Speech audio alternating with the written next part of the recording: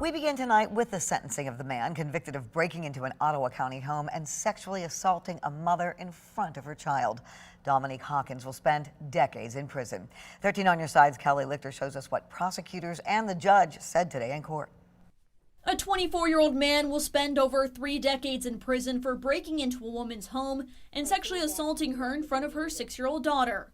In January, an Ottawa County jury found Dominique Asher Hawkins guilty. He intended on the night in question to find her and commit a sexual assault, which he did. The break-in and sexual assault happened in Holland last April during the early morning hours. Court transcripts say Hawkins broke into the victim's home, where the woman was in bed with her young daughter, and sexually assaulted her. His statement, the defendant's statement, "I'm not here for her daughter, I'm here for you."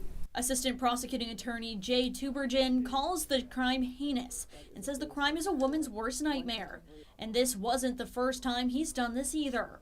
Hawkins has broken into women's homes in similar fashions in the past, the prosecution says. He asked Judge Karen Miedema for a consecutive sentence for Hawkins, which would have him in prison for decades. Our community, with this defendant in the streets at nighttime, would not be safe.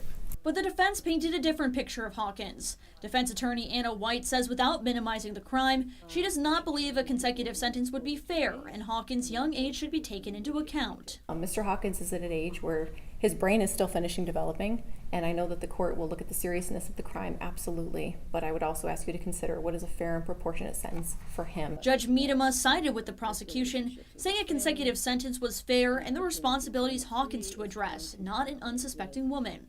Hawkins will have to serve at least 20 years for the assault and at least another 12 years for home invasion. Kelly joins us now from the newsroom. And Kelly, what does Hawkins' full sentence look like?